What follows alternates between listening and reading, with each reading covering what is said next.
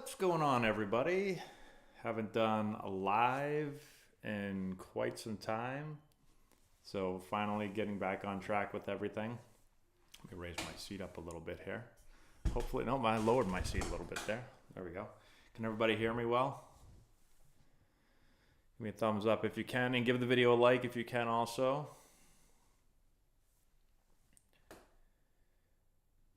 Give everyone a second here to jump in.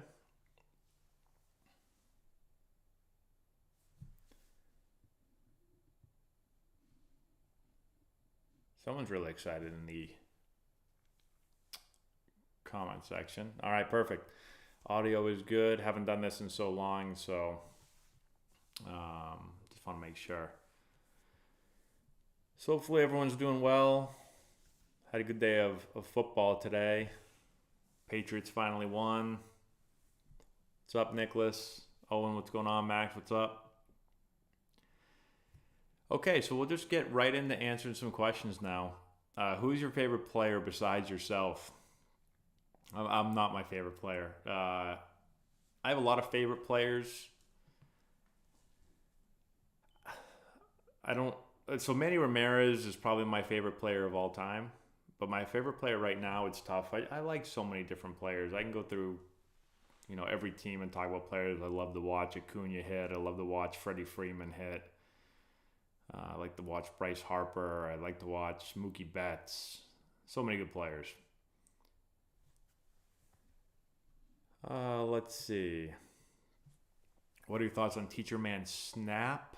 Not sure exactly what you mean as far as like snapping or is my like snapping the bat back.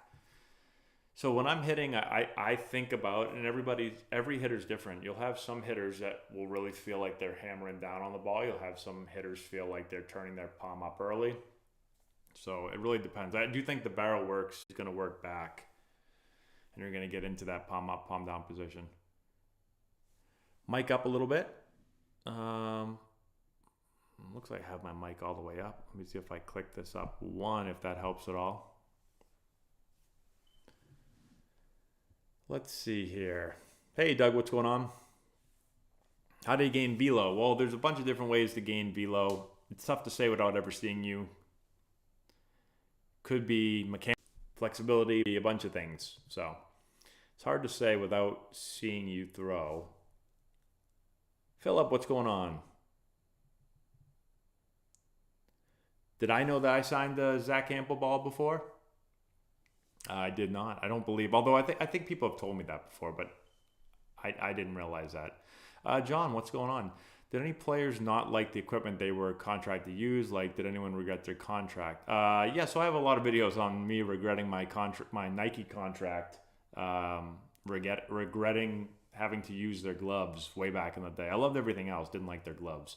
If you want to go watch the whole video on it, I don't know what the title is, but you'll find it in my question and answer playlist for videos. Acuna 4060, yeah, he's been amazing. I mean, he's always had power speed, but now with the new rules when it comes to holding runners, makes it a lot easier to steal bases. So he's going to steal a bunch. He has stolen a bunch. Hi, Takumi. Let's see here. Got a lot of questions coming in. If everyone could give the video a like, that would be awesome.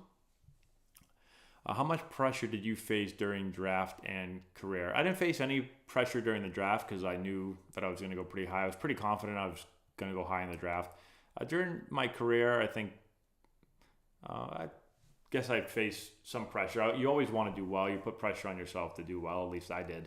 So, yeah, I'd say face pressure during my career, but I think most players do. What's your best advice for an 11-year-old player? Have fun, work hard. It's really simple. I think you have to get too. I mean, we could go, I guess, into really specific advice if I knew you better. But like, if I was thinking about myself when I was 11, what did I think about as an 11-year-old? I thought to have fun because baseball's fun. And I enjoy playing it, and then I thought I want to work really hard because I want to be the best player I could be. So, two easy things. Do I support Pop Warner football? Sure, why not? I never played Pop Warner football. My son probably won't play Pop Warner football. He plays flag football. He'll probably play flag, and then when he gets to high school, I didn't play tackle football till I got to high school. So I don't know. I haven't decided yet. I don't really think I want him, getting his head banged around when he's little. I know when they're little, they're not really running super fast, but probably limit the amount of times his head's getting banged into. Hey, Matt, I'm in a slow pitch league, and we're trying to teach some of our players the basics of hitting. What do we do in-game to help them out? Well, I know nothing about slow pitch, but I don't know about slow pitch. And in the game, I will say this, in the game, it's really tough to talk about, the basics of hitting in the game. In practice, you could, but in the game, I wouldn't get too much into, especially mechanics during the game. I think that's going to be difficult.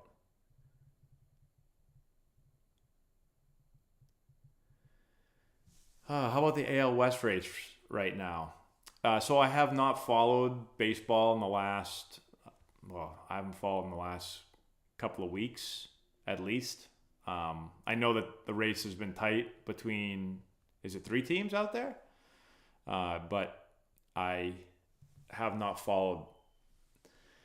I have not been around much. I was out of the country for a while. I've been super busy getting ready for the fall season. So the only time I've really turned my TV on in the last couple of weeks is to watch a couple football games. Yeah, how about them Bravos? Another solid year, as always. Let's see. Sorry, I just skipped a bunch of questions here. They're coming in really quickly. So, do I think Acuna Jr. is having the best power speed season in MLB history? Well, here's the thing. Like I was saying, if the rules, he's definitely having one of the best power speed seasons of all time. The rules have made it easier to have a better speed season. I mean, the stealing bases has never been easier than it is right now. So you have to give him credit because he's doing it. If the rules were different for other players, I mean, there's been other players that have had obviously really good power speed seasons, and if you put these rules in place, they would have had a lot more stolen bases. So, but yeah, he's having, his numbers are crazy. Thanks, Anthony.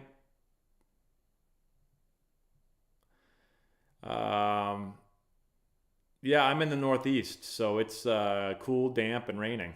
Thank you. Yeah, so it's got a bunch of new hats. This is one of them. This is Brooks School. So I just put a video out a couple days ago. I'll be coaching here for the upcoming season. So we got some really cool gear. I chose to go with this one just because I had my black shirt on. So give Brooks a little shout out. Let's see. Oh, we have our first super chat. Do we have our first super chat? We do. Mar15. Hit high and deep. Catch. Okay, Mar15, thank you so much for the super chat. Imagine the AC goes out in the baseball locker room and someone farts. Can you imagine that? I'm sure both have happened before. Depends what locker room you're in. I've been in locker rooms where there is no AC, especially in the minor leagues. Not in the big leagues, but in the minor leagues, I definitely have.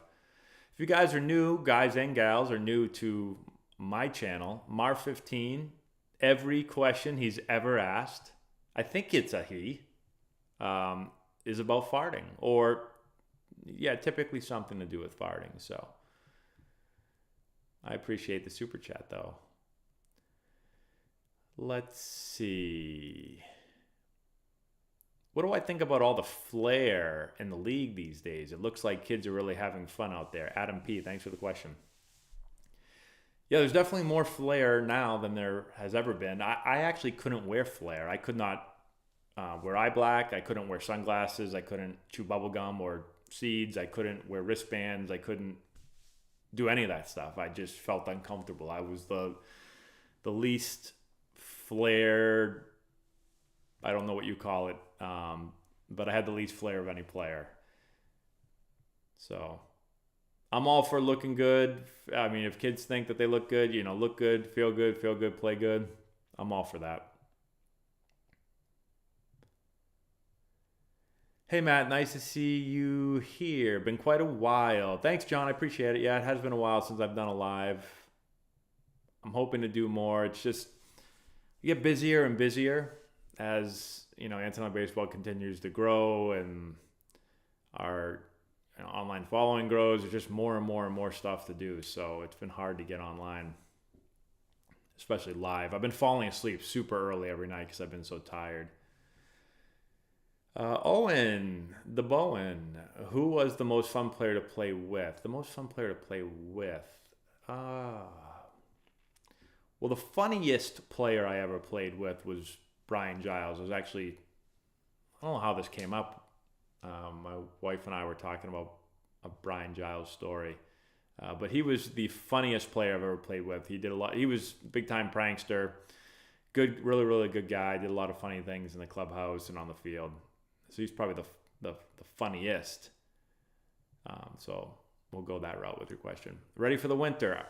No, I'm not ready for the winter. Today's probably the coldest day. Well, no, yesterday actually. Yesterday morning, my daughter had soccer and it was like 50 something out and cold and kind of like drizzly. And I'm not really ready for that. Let's see. Matt, did you see the slide by Jordan Walker from St. Louis against the Padres? I thought thinking outside the box. I did not. Did that just happen today? If it did, do you have video of the play? If you have video, will you send it to me? Email it to me if you have it, matt@antillinebaseball.com. I'll do a video on it. John Latham, turf or grass? So as a coach, turf is always better because, especially in the Northeast where it rains a lot, you don't have to take care of the field. One of the toughest things the last few years about playing on a grass field is that, if any time it rains, you have to be up early, you have to work on the field, you have to get, speedy dry or quick dry, whatever you call it, whatever you call it. But you got to get that. It's a lot of work. So turf is so much easier. Coach on turf, my back will hurt the next day. But I like turf, but it's probably just because I'm a coach. So if you go onto our, I would go into our pitching playlist online, and we have different drills and talk about increasing throwing speed So it's probably easier for you to just check that out than me to try to explain them. Okay, let's see. If everyone could give the video a like, that would be awesome as well. What do I think about the Orioles going to the playoffs? Well, they're an exciting young team. It's been a while. When I was there, I spent a little bit with the Orioles back in 2012. We actually were pretty decent back then. Had a lot of good players. Had Matt Wieters behind the plate. Had Adam Jones. Had Nick Markakis. Had J.J. Hardy. Mark Reynolds. Who else did we have? We had Chris Davis back when he was mashing baseballs. So that was a really good team. Have I ever met Max Fried? I have not. And after 2024, do you see him staying with the situation or the teams? I'm sure they'd like him to stay. But I don't know enough. Hey, Matt. What precipitated the switch from high school team you were coaching last year to your new team? A lot of stuff went into it that we could talk about for a really long time. But I'm not going to bore everyone with that. So I'll say, going to Brooks. Brooks is in the ISL, which is one of the top baseball leagues in New England. So being able to go to such a great league, a lot of really, really good players, amazing school. So I thought it was a good situation for me. And I'm really looking forward to it. What's your advice for an 8th grader going to play JV baseball? And is it good to do workouts in December? Sorry. So is it good to do workouts in December? You mean like strength and conditioning workouts or baseball workouts? Well, I'll say this. The advice, no matter what grade, that's like the name of the game, no matter your age. That's what I always tried to do. Figure out what I need to work on and then work on it. And, if you do that for long enough. So, yeah, and as far as doing workouts in December, sure. I mean, I played multiple sports when I got to high school, so I wasn't able to do a ton of baseball stuff in the winter. But I still made sure that I had a strength training program that I continued to do even when I was playing hockey. And I tried to do some baseball in the winter, but I didn't do a lot because I was doing a lot of hockey. CJ says, go Braves. Summer was a lot of fun against the Diamondbacks. There was like 1 million runs scored. Solo, hey Matt, love your stuff. Any ideas on how to coach, teach an 8U player to be more athletic on defense, drills, mental components? Let's see. Yeah, be more athletic, like as far as, I think athleticism is something that you can definitely work on. And there's, you can find drills on that anywhere online. But I think being mentally ready to move, like being in a really solid, ready position, every pitch of every game. So like that's a lot of that is mental, and for young kids it's tough. But I've made a lot of videos on a lot of the things that you're talking about right now. If you go to our defensive playlist, I have a course that goes like really in depth on it. If you want to go that in depth, I have that as well. So, but I would go to I'd go to our YouTube page. You're on it right now, and go to the defensive playlist, and you're going to see a ton of tips on like how to stay mentally engaged, like what the proper ready position is, every part of defense that you could possibly want to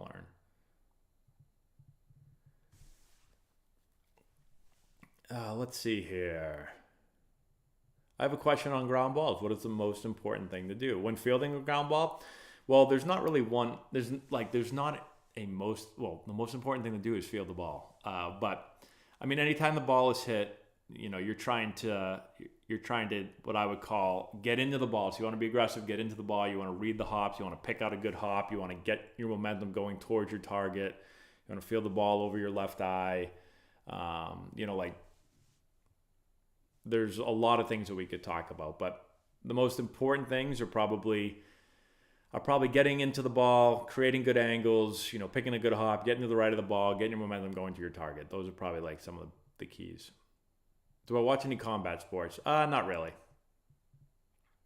I'm mostly a football, baseball, basketball fan. Those are like the 3 sports I watch.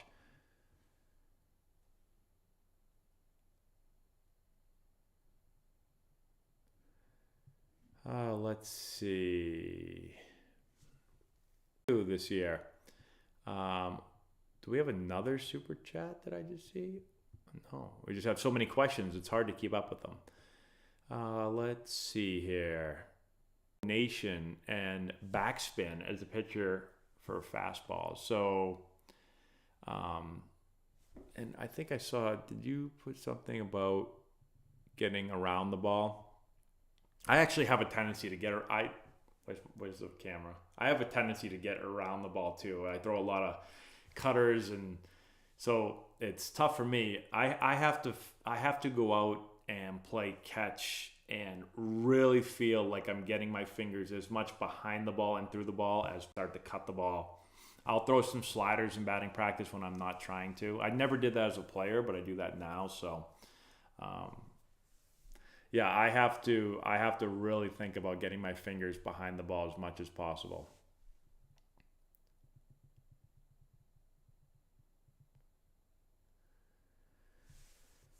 Adam, good question. Ohtani getting Tommy John surgery. How long can he go on?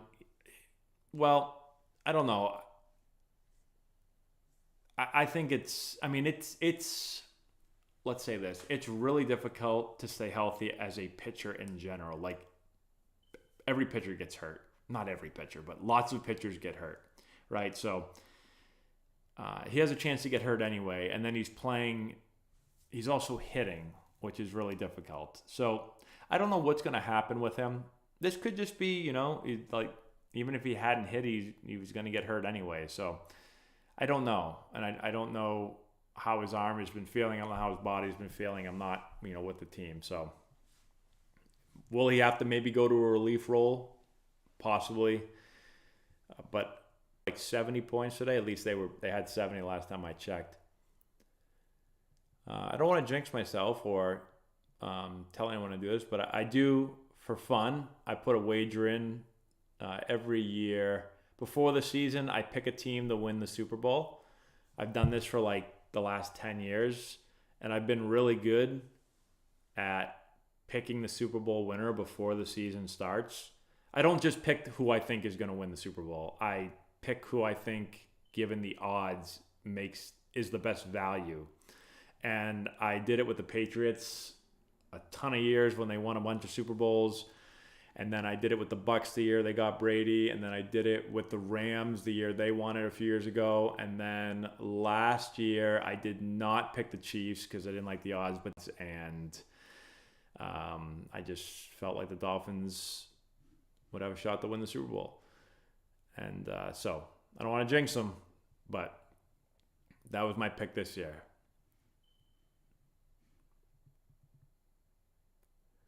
I have been sharing your videos with my kid's high school softball coach, trying to get the notion of being too handsy with.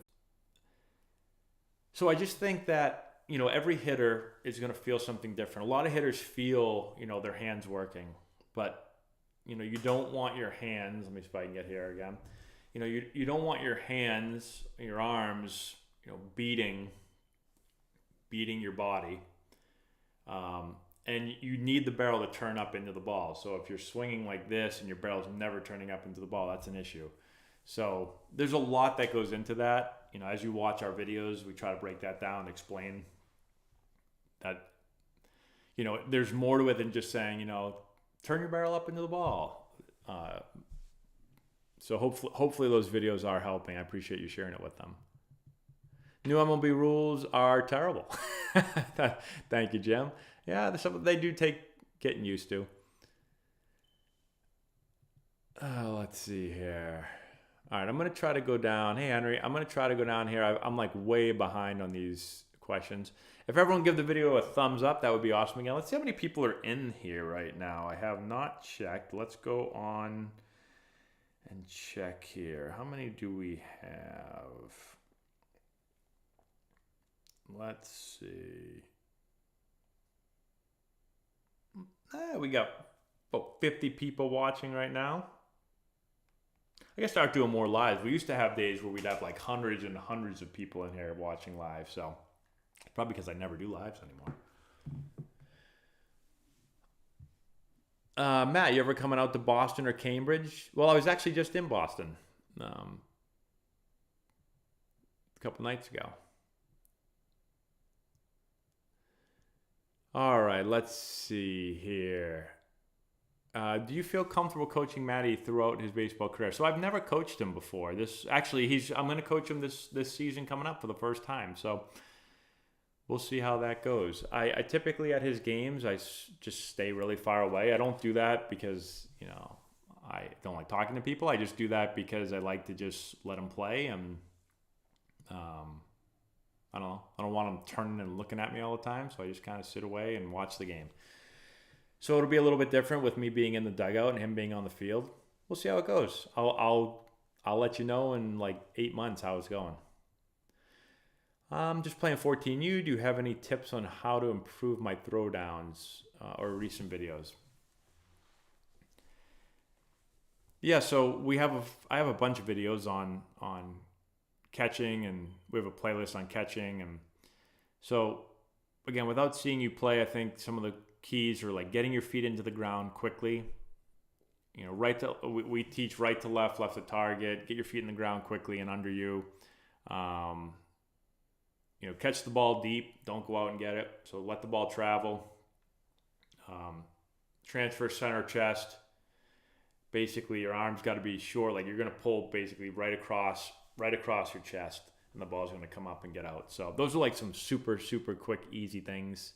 Keep your fingers basically on top of the ball as you pull across your chest, up and out, short arm action. So, those are some quick things, but you can go into our videos and we get really in depth on a lot of that stuff. Mr. Rod 632, thank you so much. I appreciate you watching the videos and glad they help. Let's see. I made a playlist of your longest videos so I can listen to the list all night. I appreciate that, John. I go to bed. I don't know if other people do this, but I have to listen to something when I sleep. I have headphones in every night. I put on some type of typically YouTube video. And so I can't just go in my bed and have no sound and go to sleep. I need to listen to something. And it's interesting. I don't listen to anything really if I don't. I actually typically listen to something on finance. So like, I'm a big fan of the stock market and investing. So I almost always will go to sleep listening to something to do with investing. And usually one of either a stock that I already own or, maybe a stock that I'm interested in learning more about.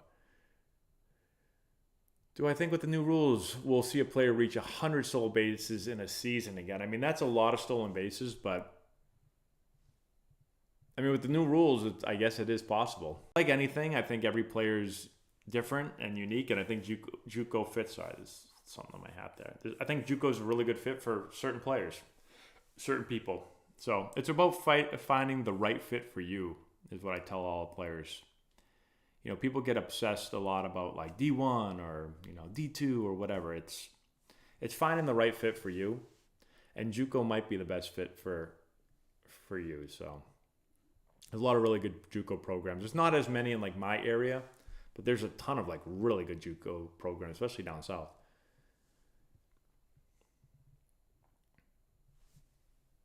What level of baseball would it take for you to coach an MILB team? So I've been offered coaching jobs at every level of the minor leagues, and I have not taken any of them. So I don't, at this time in my life, I don't have an interest in coaching minor league baseball. So I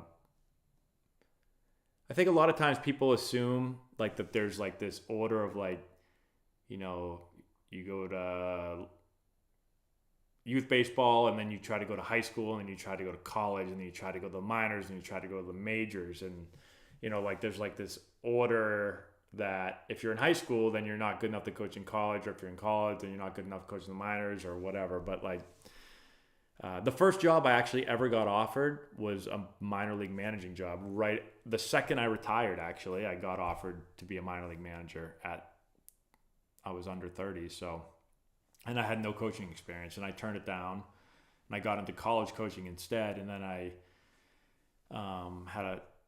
my wife had our son, and then I got out of college coaching, got into high school coaching.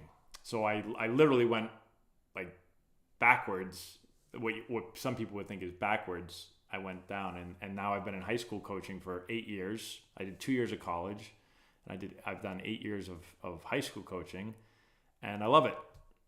And you know, a lot of times people say, they're like, you know, what would it, you know, if you ever got offered a job, would you leave high school coaching to go coach like in the minor leagues or whatever? I mean, I pretty much get offered a minor league job at some level or at some position every single season. But I have not taken any of those. Hurricane season in Fort Myers. Well, I hope there are no bad hurricanes that hit. My wife's dad is in Sarasota, so you're not too far from him. So we usually keep an eye on any hurricanes or anything going on down there. What's a throwing velo that would be above average for a high school freshman? So as a pitcher, I would say as a pitcher, if you're a freshman and you're throwing, I don't know, 80 plus, I'd say that's a pretty good velo. Throwing above 80 as a freshman. What do I think about Deion Sanders' color? So I've followed Deion Sanders very closely since he was at Jackson State. I've watched all his videos. I find him to be a really interesting coach, and I like Deion. I don't know him, but I feel like I do because I've watched so many of his videos. So I'm a big fan of what he's done there, and you know, he went into a program that had one win the prior season and got 3 wins in their first 3 games, and then obviously got blown out to Oregon. And a lot of people are like, you know, a lot of people will jump off the bandwagon, and a lot of people will say, like, you know, they're frauds. I hear people saying that and everything. But it's like, I don't think anyone, if you 6 months ago said that Colorado is going to go 3-0 and then they're going to beat Oregon, people would say you were nuts. When they beat TCU, I couldn't believe it. The first game of the season, I was like, this is unbelievable. I think it's a little unfair to think that he's going to turn a Colorado team into a national contender in 1 year. But I think he is well ahead of schedule, probably for even what he was expecting. And you know, now they got to play USC. It's going to be another tough game, but I don't know if anyone else could have come in and done what he's done so fast at Colorado. That would be my opinion on that. Hey, Adrian, saying hi from Utah. What's going on? I play 13U and really appreciate what you do. I've learned a lot. Thanks again. Well, I appreciate that, Adrian. Thank you so much. And we'll throw this out there since a lot of players in here are young. If you have any interest, so the new high school that I'm coaching at, Brooks is the 70% of the student population are boarders.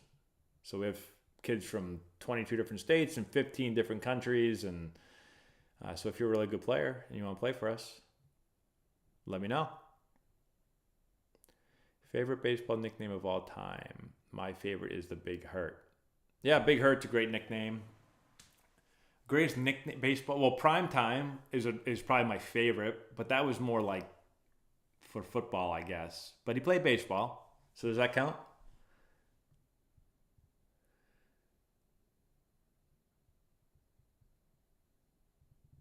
Right. Let's skip down a little bit here. If everyone could give the video a thumbs up again, that would be fantastic. As I try to find some more questions. As a left-handed catcher, when do you put your left foot on first base when taking an infield play? When do you put your left foot on? Oh, okay, I got you. So you're a left-handed catcher. So you're saying you're a lefty? Is that what you're saying? Put your left foot on first base when taking an infield play. So when the ball's hit, I'm going to answer this. I think this is what you're asking me. You're a left-handed first baseman. The ball's hit. You're going to run the bag. You're going to find the bag. You're going to put your left foot on the bag, and you're going to square up to the target. I like to put my left foot on the bag, and my right foot is slightly off the bag, and I like to anchor my foot on the furthest part away from my glove. So like my glove's on my right hand. If you're a left-handed thrower, you're going to put your left foot on the part of the base closest to the catcher, to home plate. And you're going to square up, and then you're going to read the throw, and then you're going to stretch your right foot out and catch the ball.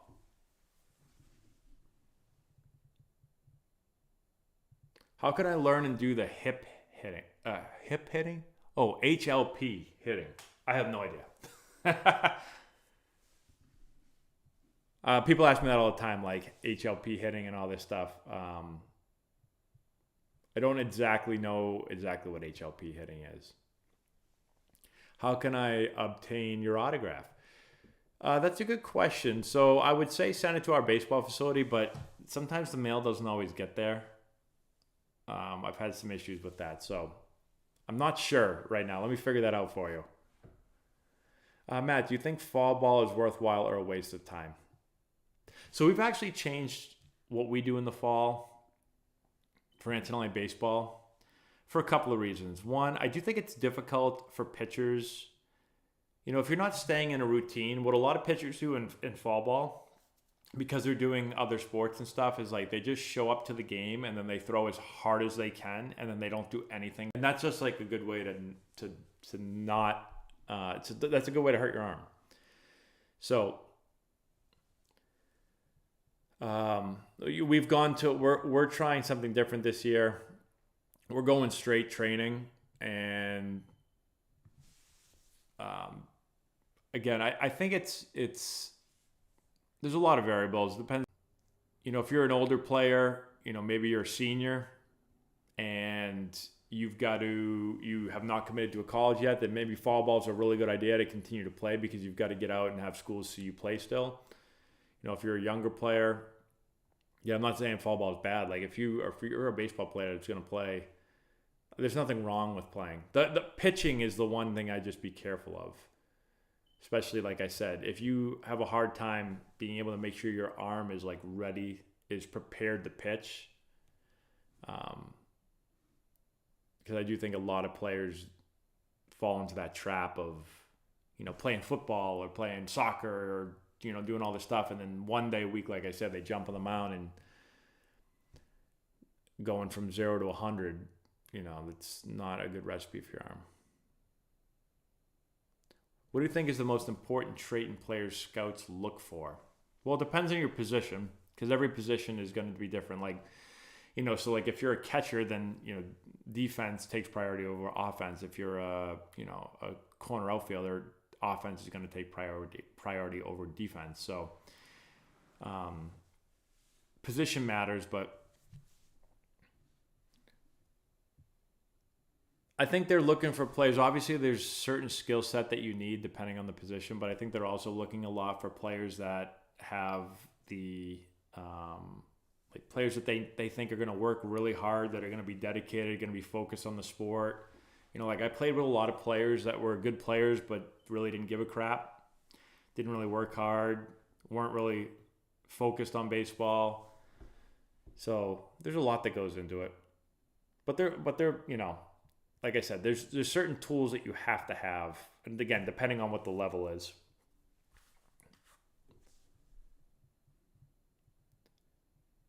Okay, Griffin, quick question. My goal is to play professional baseball after college. If I don't get drafted, would you recommend public playing? I'll say this, like, you only have one time in your life to play. And so I wouldn't recommend, like, if you love baseball and you really want to play baseball, then I see no problem with trying to play. You know, if you can catch on and play independent ball somewhere, doing that. Because, as I said, once you're done playing, you're done playing. So I would go for it. Remember the Phillies play to right field? Should he drop the ball? Same exact play happened to left field. Or the runner was safe this time. Oh, really? Yeah, I just made that video. I mean, that was a really hard play. Castellanos coming over. Like, he had to catch it on the run, momentum not going to the plate, had the spin move glove side, throw one perfect one hop right to the plate. This is a great play.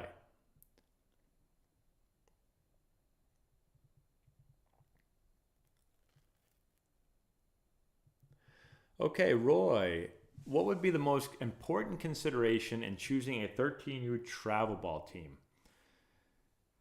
Well, these are a lot of tough questions because it's like, what's the most important thing? And there's a lot of things. If I was going to choose a travel ball team, I would want to choose a team that focuses on development, that cares about the players, that's going to work hard to get them better, that is going to practice. I'd want to make sure I pick a team with players that are, I'm not the best player on the team, but I'm not the worst player on the team. I'd want to try to fit somewhere probably in the middle where I'm going to be pushed to, things aren't just going to be given to me. I've got to work to earn my spot and to get better. Those are a lot of things I think that I would probably look for that I think are important. We could talk a long time about, I could go on forever about that. You want to try to find a team that's going to play good competition, not competition that's going to kick the crap out of you, but not competition where you're just going to steamroll everyone and go 30-0. So look, I'm just giving you a bunch of things when I think about like putting our teams together, like, a lot of those things are what we're trying to do with our teams. So, hi, Matt. I'm a new coach for 6 to 7 machine pitch. Any tips? Well, Ryan, thank you for the question. And I have not coached that level, although I've watched my son play 6-year-old machine pitch. And I did help out one day. They asked me to come down and help, and it's really hard. You're more just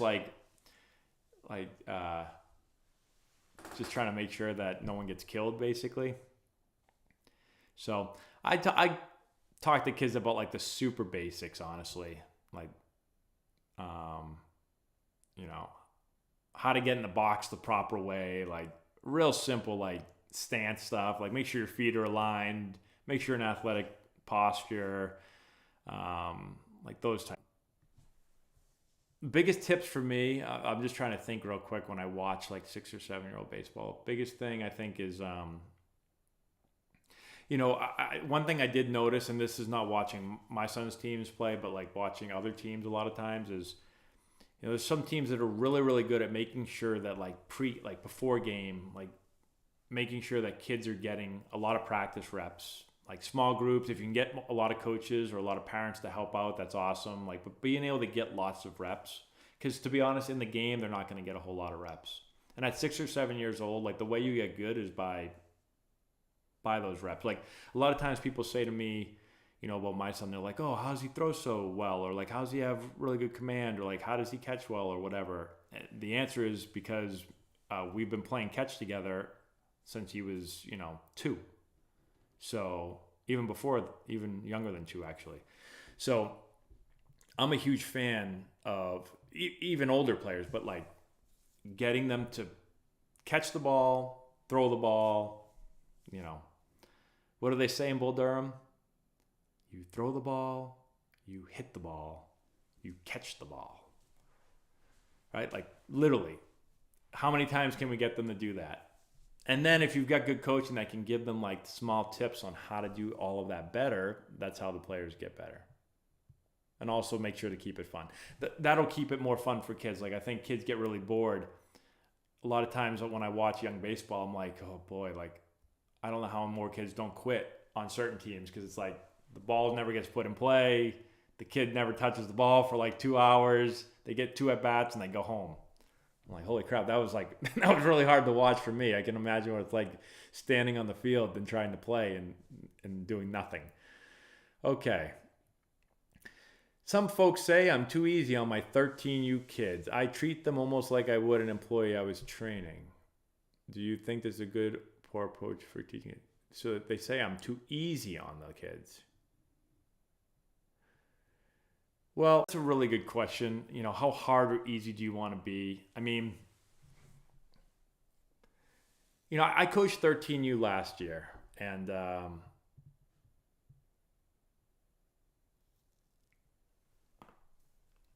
I'll say this, like, my number one goal is, again, for our kids to have fun, but to get better.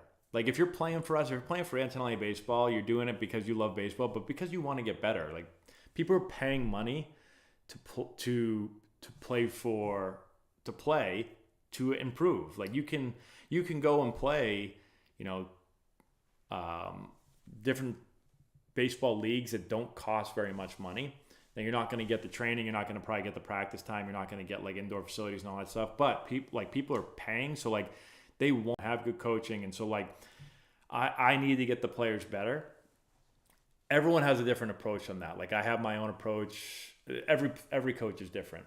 So I don't know. It's hard to say, like, it's hard to tell someone like how they should coach, or like, should they coach harder on players or easier on players? Like, I don't know. I want our kids to take it serious. I'm not a big like screamer or yeller. You know, a lot of times people don't even realize, I don't think, that I'm coaching because I don't raise my voice a lot. One thing that frustrates me actually about one thing I've noticed with parents is like,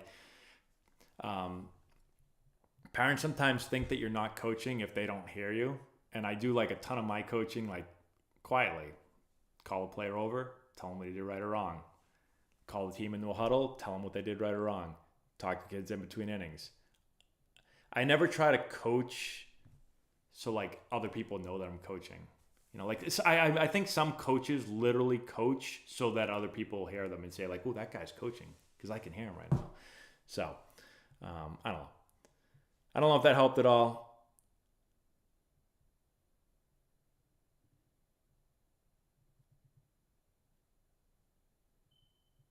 Let's see. I think I had a super chat somewhere. Hold on one second, everybody. I did have a super chat. Roy N, thank you for the super chat. The ball hit high and deep. Catch. At the wall. He looks up. You can put it on the board. Yes. Yes. All right, so we'll switch it up here. Go a little. I don't know what this is. Got this little thing going around me here. No problem. Glad I could help. Let's see, man. A lot of questions coming through. I don't know if I'm going to be able to get to all of these. Roy, you had said, we joined a single paid coach 13 team who, yes, sorry, yells a lot, but he lets the kids play different positions. Yeah, so like for me, it's another interesting thing. So I coach by myself. I don't have an assistant coach. Some people want, you know, always want two coaches. Like I'm not saying that I don't want other people to help me, but I'm perfectly fine coaching by myself. But I feel like I can do fine by myself. You know, a lot of people be like, "Oh, do you need help, coach? I see you out there all by yourself." I'm like, "Nope, that's the way I like it. Thank you, though."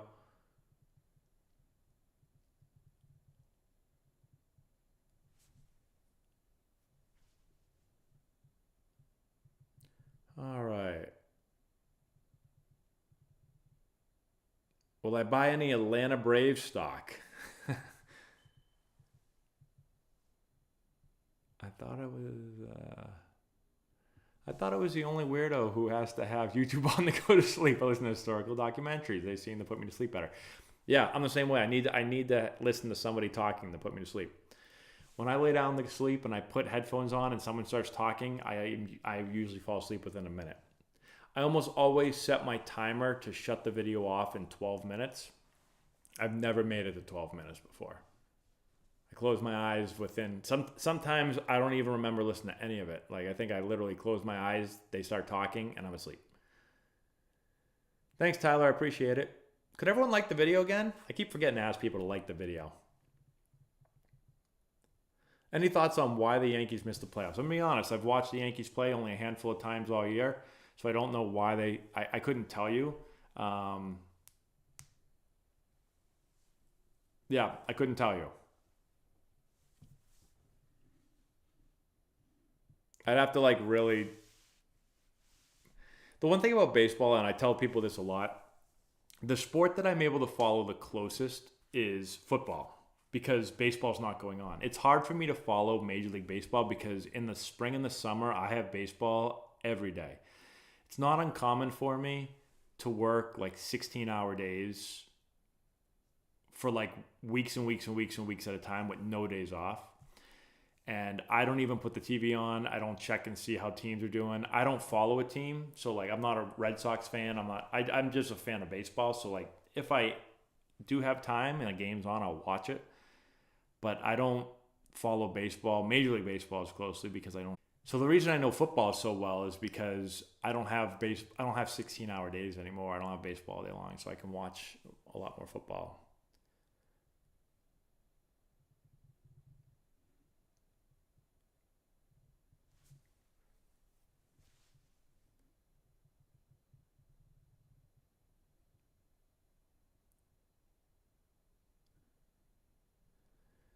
Adam P. High school coaching seems to be the sweet spot where kids know the basics but still have plenty of room to grow and you don't have as much recruiting to deal with.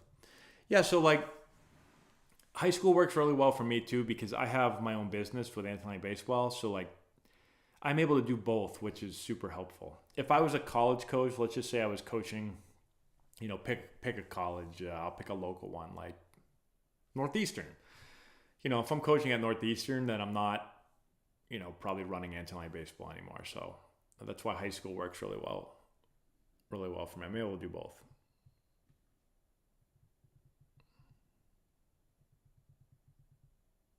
What's up, Flipper?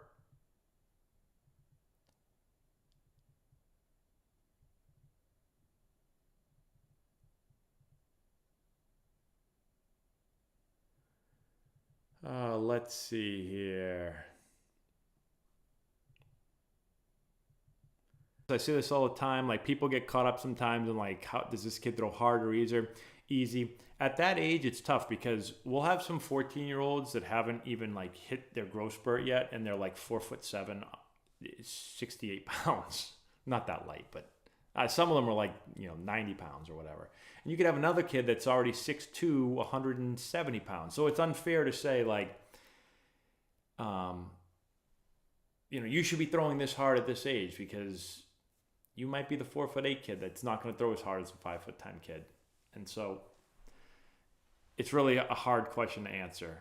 It's easier once you start getting older in high school because then everyone kind of starts to grow. Like now there's still some kids that maybe hit a growth spurt really, really late, but at 14 years old, I don't know if you're 14 and you're throwing, I would say, if you're throwing high 70s at 14 or 80, you probably get a pretty good arm.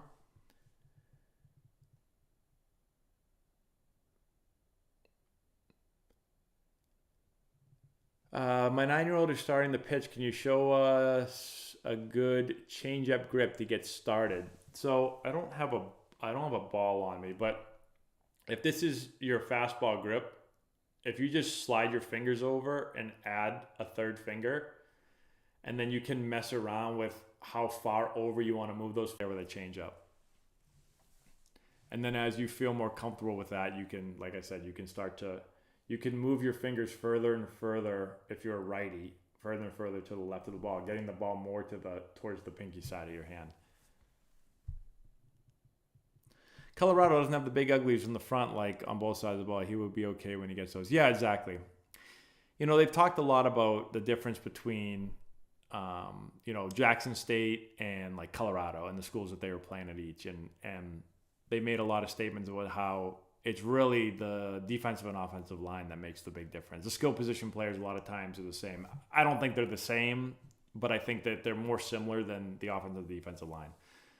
The hardest thing, like when you play the Alabamas and you play the top 25 teams in the country, or you play the teams that are typically in the top 10, 15, like their offensive and defensive lines are just different than teams that aren't in the top 25. Um, it's the same thing in the NFL. In order to be like an NFL offensive or defensive lineman, like they just don't build. They don't. There's not a lot.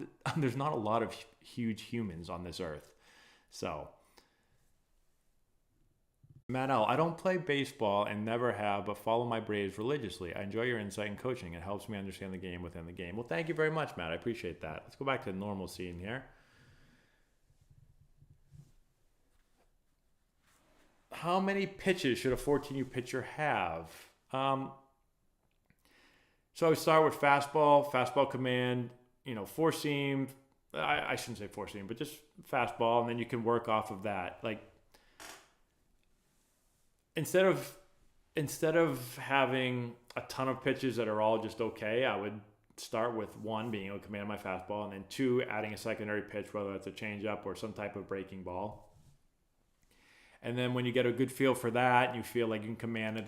Pitchers, a lot of college pitchers. There's even some pro ball pitchers that, don't have three pitches. So hopefully that makes sense. I don't believe they are poor video quality. I don't know. I use an iPhone to film them. So maybe your internet is poor quality. I don't know.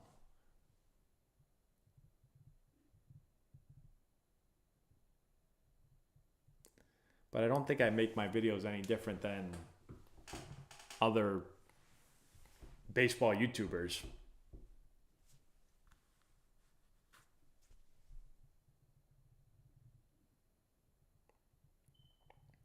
All right, let's do a few more of these, and then I'm going to go to bed because I got a lot of stuff I got to do tomorrow.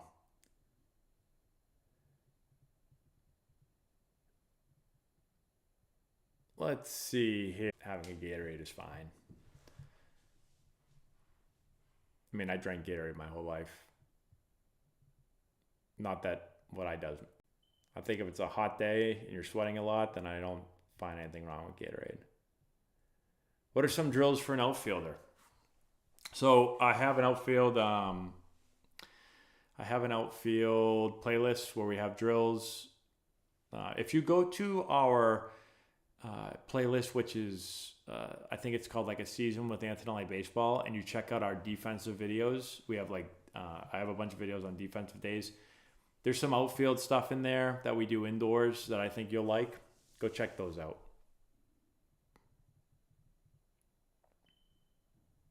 In the major leagues, who is allowed to come into the clubhouse?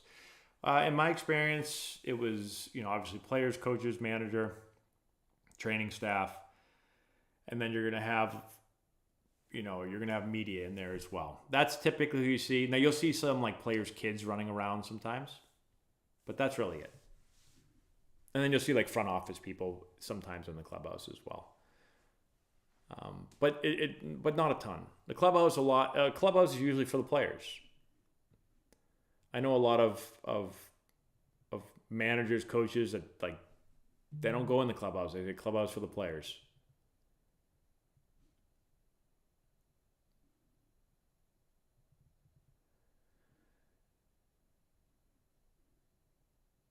Let's see. Let me just make sure I didn't miss any super chats.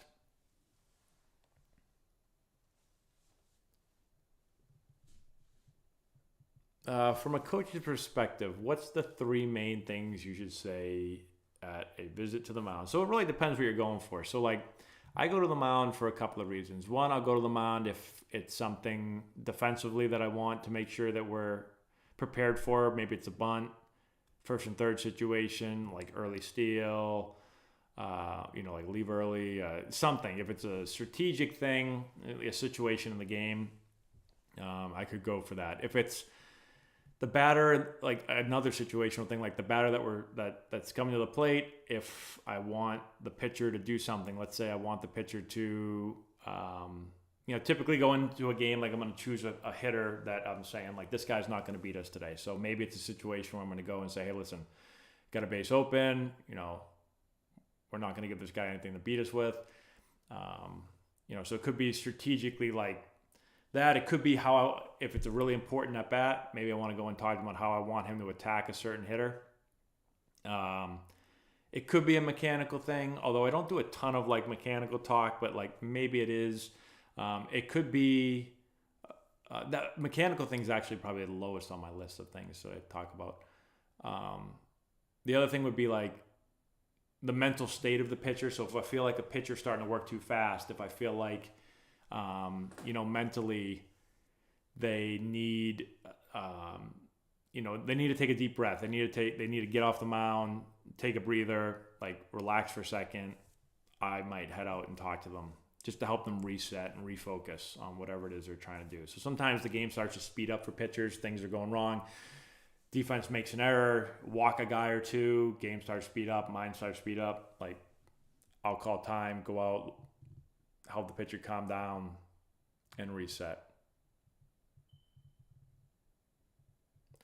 Did I watch any football today? Yeah, I watched Patriots play today. I've never missed a Patriots game in my entire life. So out of all my teams that I cheer for, Patriots are my number one team. I have never missed a game since I can remember.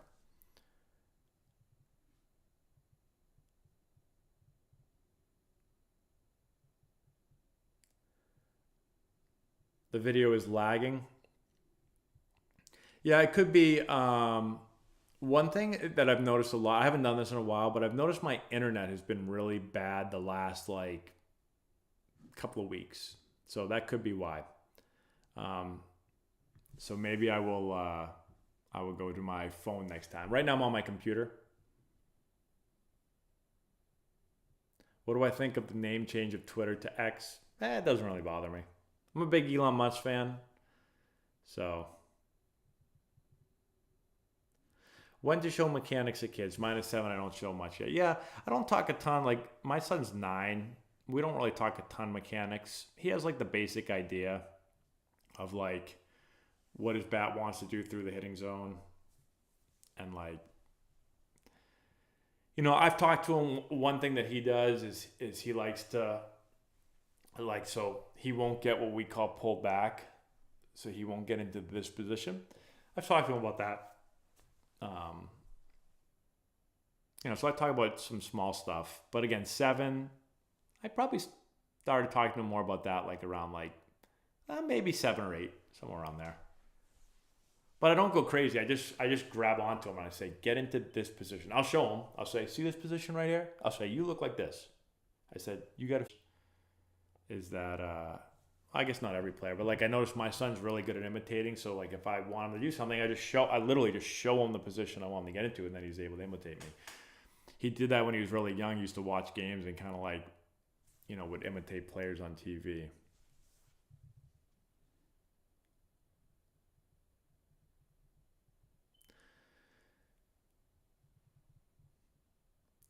Hey Gary, what's going on? I have seen the Ghost Fork, and not that I've watched the Mets play a lot, but I have seen the Ghost Fork, and it's pretty disgusting. Yeah, he's had a great year.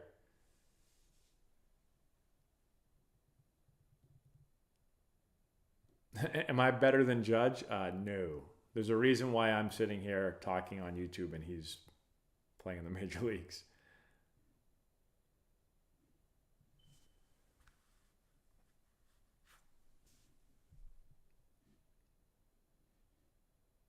What is the best way to imitate a specific MLB player swing? So are you imitating it like trying to imitate it as far as like trying to improve your ability, like your ability as a player, or are you doing it just like you just want to imitate player swings? Because I wouldn't recommend trying to imitate player swings, because what people typically do is they say like, oh, I want to hit like David Ortiz, and they think like getting into a similar stance, and like they think that that's imitating him. We talk a lot. If you watch my videos, I talk a lot about core principles. There's 4 of them that I talk about. That's how I break the swing down. So like those are the core principles that we talk about that I think there's a lot of parts of the swing that are just simply style. And like stylistically, every hitter's different.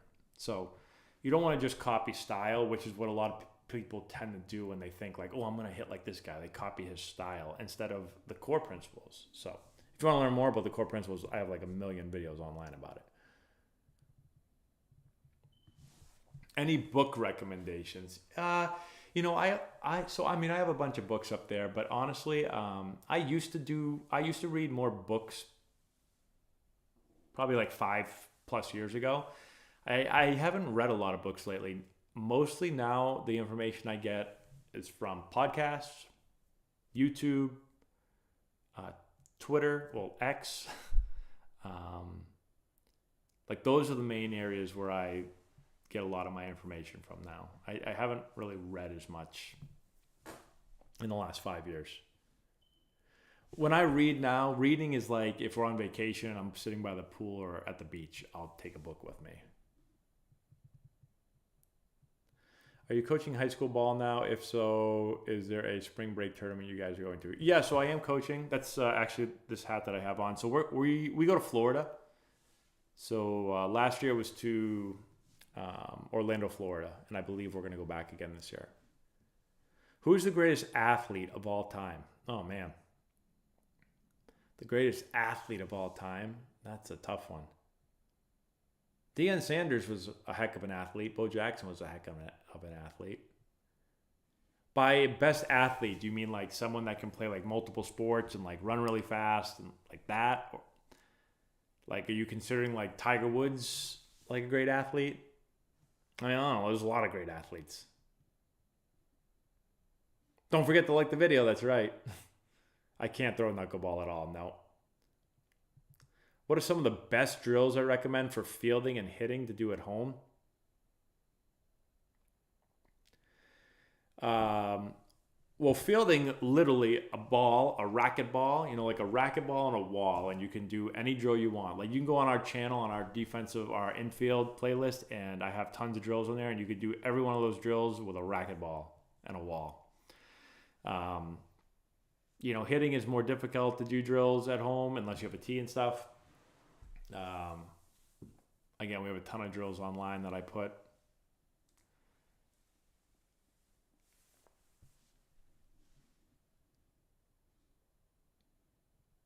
But I think the biggest thing is literally just like getting your swings in. If you're an infielder, like getting your ground balls in, whether that's throwing a ball off a wall. Like, I don't think there's any like magic drills you need to do. Do I have a favorite era of baseball? Well, the era that I followed the game the most in was probably the late 90s is when I followed the game the most. Like when I was born in 85. So I would say when I was probably like 10, 11, 12, 13, right? So you're looking at like the mid to late 90s. I watched like every Red Sox game. I followed the Red Sox religiously. So that was probably the best era for me. Like I don't follow the Red Sox anymore. And it's always more exciting when you have a team that you're invested in. Oh, you went to AZ last year and you're going there this year? Cool. Maybe we'll see you down there. I played fantasy football like my whole life. And then 2020, was that the year COVID hit and the NFL was kind of like, they had no fans and guys were like not playing. And I decided not to do fantasy that year because I'm like, I don't know. I was like, I'm going to lose fantasy because my quarterback gets COVID during the playoffs and I'm not going to be able to handle it. So I was like, I'm not doing fantasy this year. And then I haven't gone back to it.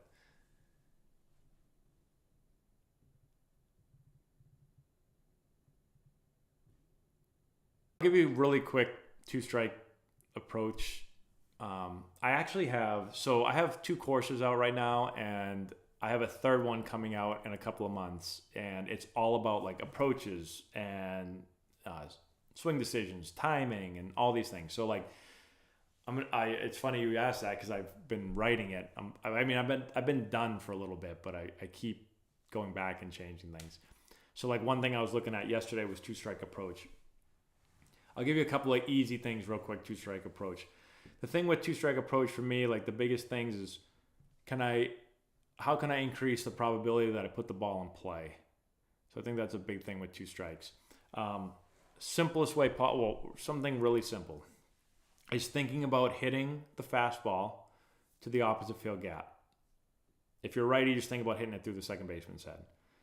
That allows the ball to travel deep, allows you to not be fooled on pitches, right? You see the ball longer.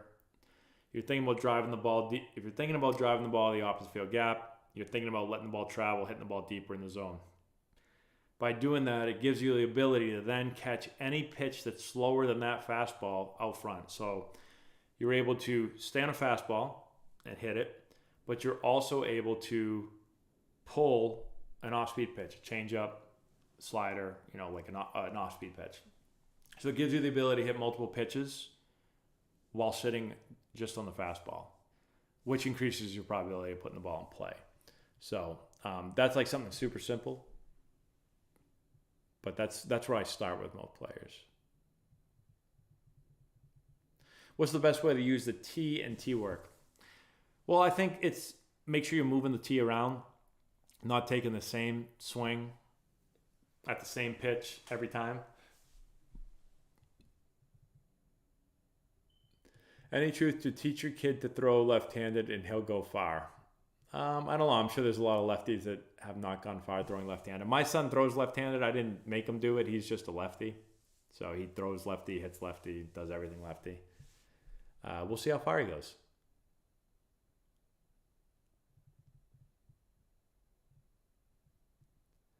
What teams are you coaching this year, and are you staying in elite division? Yes. So all of our teams are in the elite division, and I have not told anyone yet what teams I'm coaching. I always coach our 17U team, so that's a given. Tranquilo. Mr. Antonelli, sir, I don't have a question. I just wanted to say thank you for your insight to the sport and your humor. You are a content creator. Thank you. Thank you. I appreciate that.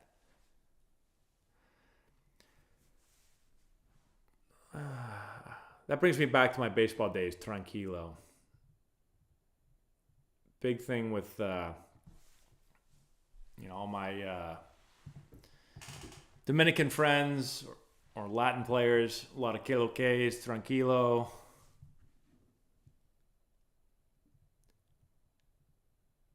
Let's see. How about a tip for not stepping back in the box? What do you mean by back? Like stepping out in the bucket, as they would say? Let me know that, dude, if that's what you mean. Oh, I think that's what you mean. I'll give you a quick tip. Actually, I'm not even going to give you a tip right now because I'm going to give you a better one. Stop stepping out, or how to not step in the bucket, or something. You're going to see a video of me. It's going to show me stepping in the bucket. Watch that video. It's like 5 minutes long, 6 minutes long. And it's going to give you way more detail than I can give you right now.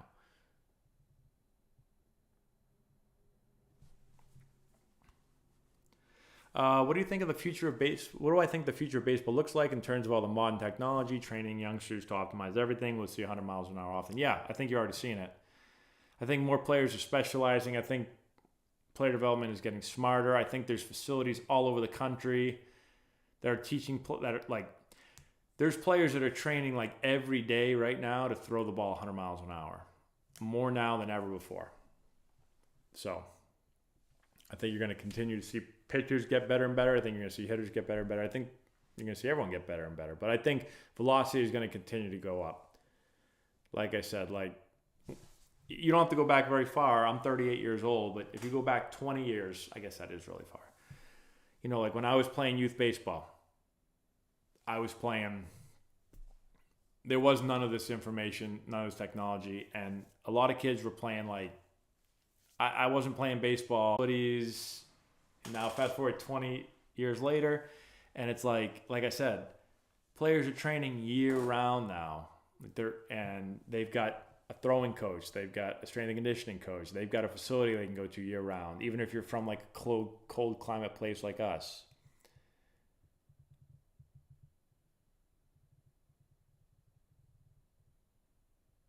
Hey, thanks, MJ. I appreciate that.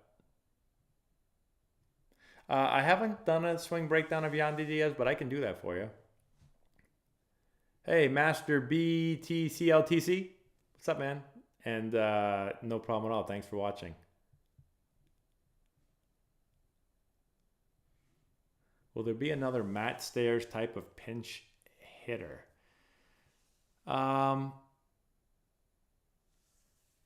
don't know. I played with Matt Stairs, actually.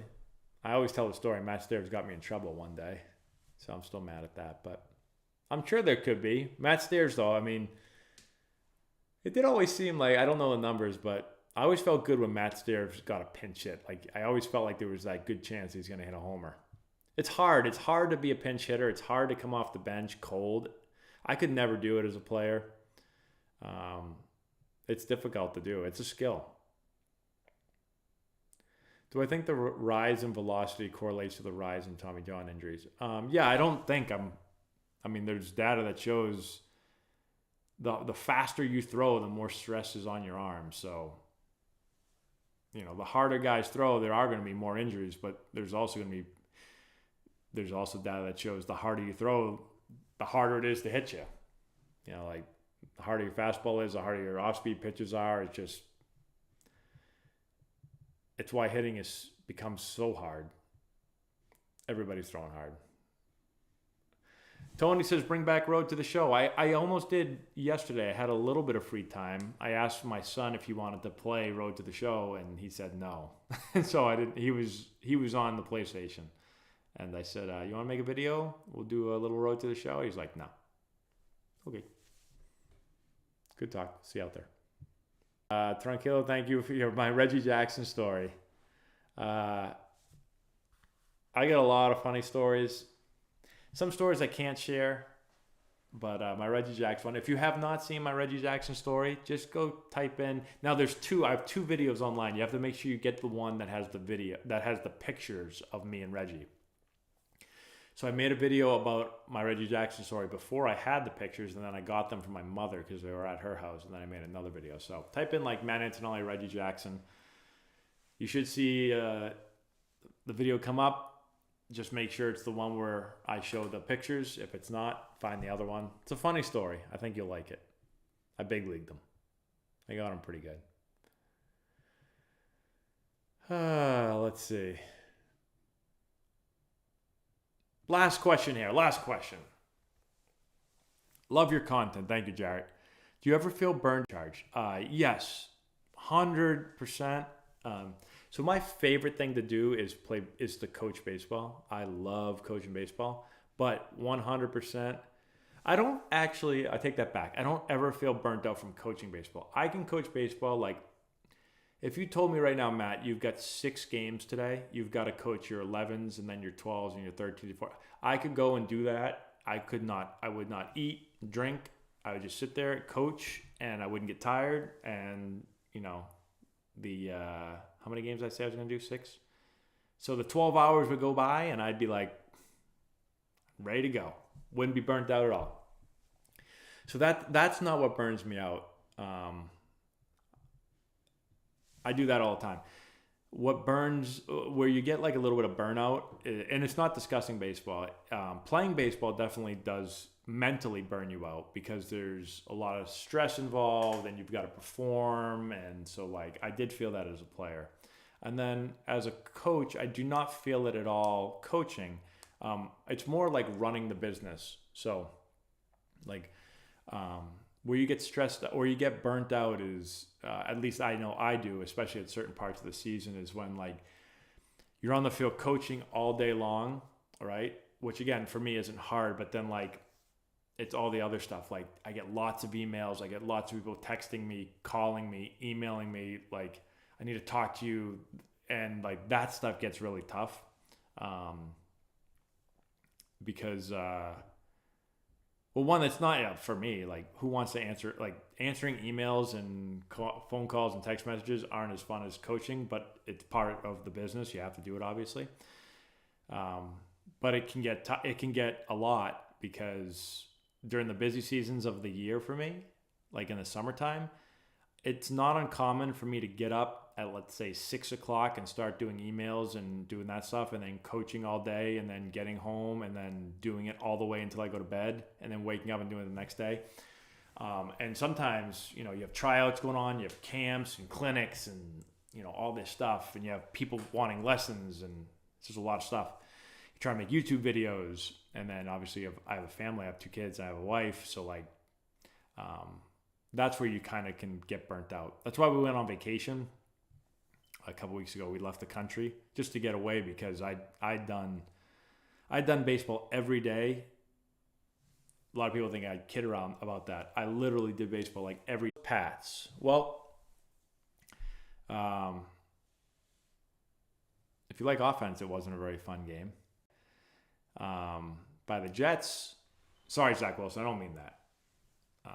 But it was a tough game to watch if you're a Jets fan, it's gotta be a tough game to watch.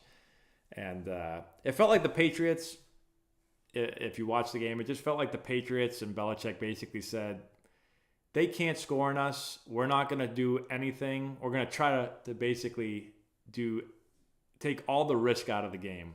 We're just going to run the ball. If we throw the ball, we'll make, we're not going to risk anything. We'll punt. They can't move the ball. And it almost came back to bite us there at the end of the game because the Jets actually finally put together a good drive, which I also felt we kind of went. I think the way that we've beaten Zach Wilson is you blitz the hell out of him, and the second he sees the blitz, he doesn't know what to do. And in that one drive, we kind of only rushed 4 and started dropping back and gave him more time, and that didn't work out well. I just like blitzing the hell out of the guy. Make him get rid of the ball quick. Half the time, he's going to not know what to do. And if the first guy's not open, he's going to either get sacked or he's going to try to get out of there or he's just going to throw the ball away. So anyways, I'll take the win though. All right, 25. Oh, we got 2 super chats we got to end on. 25 years too late. Ball hit high and deep. Catch at the wall. He looks up. You can put it on the board. Yes. Yes. Thank you so much. $20 super chat. You're the best. There's no question here, but I appreciate the super chat. And Josh, we got another super chat. Josh, DMV. The ball hit high and deep. Catch at the wall. He looks up. You can put it on the board. Yes. Yes. Okay. Josh says, did Video Game Matt break the career record for caught stealing? He broke the record for caught stealing, for pickoffs, for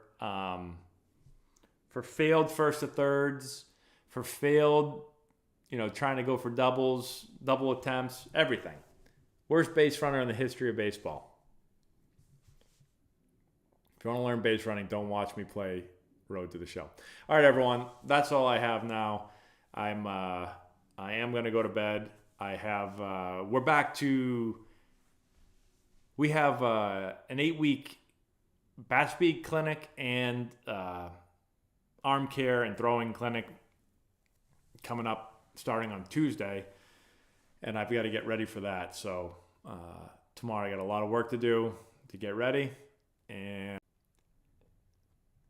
hopefully that answered everyone's questions. Thanks for hanging out. I'll try to do these more often. I know I say that all the time, but if I'm going to do them, this is the time of year to do them because the fall is my least busy time of year. Although I do try to, it never works. I keep saying like, I'm going to take time off and then end up doing 10 hours of work online. But I do need to go 2 and 2.